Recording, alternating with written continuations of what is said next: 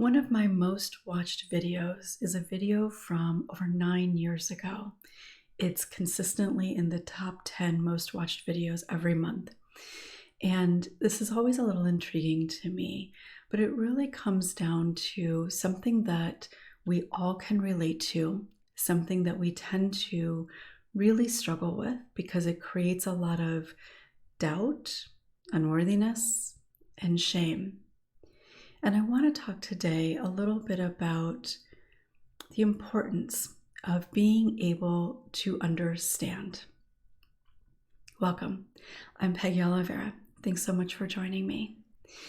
So I did a video a little while ago about kind of whether it's more important to do like top-down or bottom-up approach, more cognitive, more somatic. And the outcome was that both are important.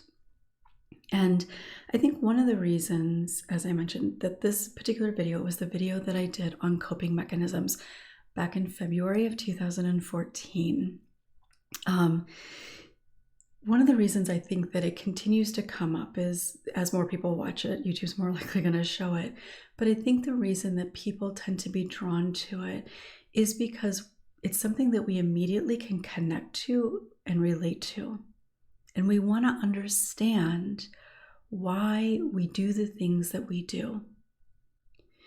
So much of the impact that we experience from childhood trauma comes from the meaning that we attach to those experiences. So what we tell ourselves about that, what we believe about ourselves as a result of it, that's what creates the long-term impact. It's what creates difficulty with our sense of worthiness and not feeling like we're good enough. Shame, relationships, it affects so much because the meaning that we attach to it at the time allows us to survive, but it ultimately makes us believe that there's something wrong with us, something not right, something that we should improve. So in watching a video on coping mechanisms, because we all cope, no matter how your coping might look, we all cope. There's healthy coping and there's unhealthy coping. And most people cope in unhealthy ways, at least at times. So this certainly isn't just for trauma survivors. But so much of our shame comes from the ways that we've learned to cope. And I have talked about this many times in different ways on different episodes. But because it is such a significant source of shame, we want to understand it. We are, as humans, thinking people. And part of our process is to make meaning of things, to understand things. And so as a child, we're still doing that. And unfortunately, the meaning we make of it is that we deserve it, that we're bad, that we're unlovable, and all of those kinds of things, whether conscious or not. So in being able to understand why we struggle in the ways that we do, why it's so difficult to heal, it helps us recognize that maybe it could be possible that we are not necessarily the problem. And we're not. But it's so easy to believe that somehow there's something wrong with me, that I can't stop doing this, or that I can't heal, or that I continue to behave in these ways, that I continue to sabotage myself. That must say something about who I am, my failures and my weaknesses. And it proves that I'm undeserving and unworthy. And none of that is true. So many people go into the mental health field as a result of trying to understand, make sense out of their own experiences. Again, whether it's conscious or not, sometimes it is, sometimes it isn't. For me, it wasn't really conscious when I started, but it was such an important part of my healing because I was able to really begin to make sense out of some things That was part of it. There was much more healing that had to happen. But when we can understand things from an intellectual place, it gives us a bit of a foundation to lean into that maybe it isn't just me. And not just me that's struggling, but maybe it's not really about who I am. Maybe this isn't a character flaw. Maybe it's not weakness. Maybe it's not because ultimately I don't deserve to heal. That gives us the ability to recognize that we are not our coping mechanisms. So to be able to look at whatever that might be, whether it's an addiction or just kind of an unhealthy pattern that we might get into in regards to coping mechanisms, when we can recognize that these are things that I developed as a way to cope, the same ways that millions of people learn to cope, then it can feel a little less judgmental, because you likely aren't really harshly judging other people. You likely have compassion for them. You understand how they might be struggling. But with yourself, you criticize, you berate, you judge, and you shame yourself for the same things. Our ability to learn to cope in the ways that we did when we had no control over our lives, when there's a good chance the really painful, traumatic experiences that you're having wasn't just one time. It's quite likely, if you're watching this, that it was something that happened certainly more than once, maybe in different circumstances. And when you can begin to recognize that those coping mechanisms developed as a result of your innate capacity to not only survive, but cope in a way that allowed you to get up every day, put one foot in front of the other, and carry on. And as a child, you need to be able to do that.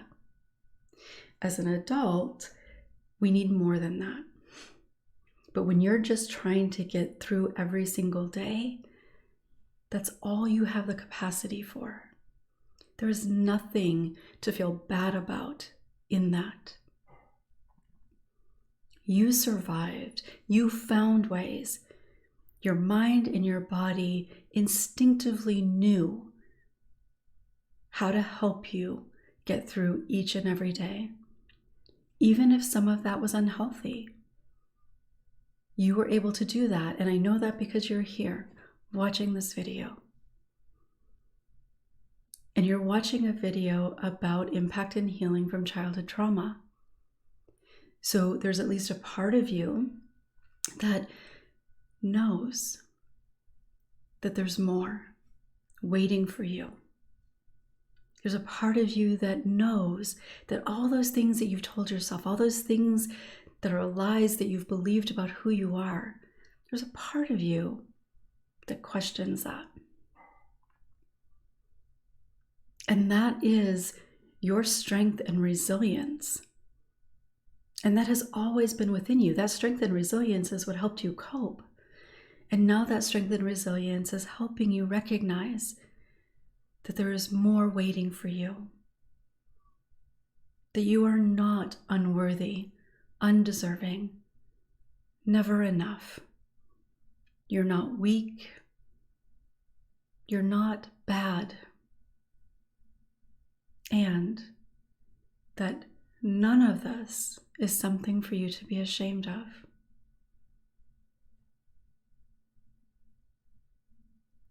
What we made ourselves believe as children served a purpose. It helped us literally go on day after day. But so much, virtually everything that we told ourselves about those experiences, about who we are, all of it was lies. But it helped us go on day after day. And it's time now for you to release all of those lies, for you to step into and recognize, feel grounded in the truth of who you are. Strong, resilient, courageous, powerful, worthy, deserving, and always enough. Take that in, because it is meant for you. It applies to you as much as it applies to the people that you care about, to the other people that you can look at and say, well, yes, of course, for them. And then you come up with that reason for you that it's not true. That's just those lies trying to keep you from trying something different, from believing in something different about who you are. But it's safe now to let go of those coping mechanisms. It's safe to let go of those false beliefs and really open to the truth of everything that is good within you. I'd love to hear from you. What is present for you right now? What do you notice in your thoughts or in your body? There might be kind of a strong reaction. There might be a lot of kind of pushback in a sense, like all the reasons why it's not true, all the reasons that I don't know what I'm talking about. There might be a lot of emotion that's coming up. And if there's a lot of emotion, whatever it might be, just see if you can let yourself be with it. If it feels comfortable, maybe even putting a hand over your heart and just letting yourself connect to that truth. Because that emotion is about you opening to the truth of everything that I was just saying. And if there is some resistance to what I'm saying, that's okay too, because that's just another way to experience it. It's those beliefs letting you know that it doesn't feel safe to open to those possibilities. And that's okay. We all go through those processes, those periods of time when we can't allow ourselves because it's too scary. The resistance itself serves a purpose. It's to protect you. Now, of course, ultimately it isn't protecting you, but your system doesn't know that. It can feel scary, vulnerable to open to something different. So just notice that it's there, and maybe let yourself consider, could it be possible? Could it be possible that it could be safe? That I might be safe? And allowing myself to consider that I am strong, that I am deserving, that I am worthy. Share what's come up for you in the comments. I'd love to hear from you. If you haven't yet, make sure to subscribe, click the bell for notifications.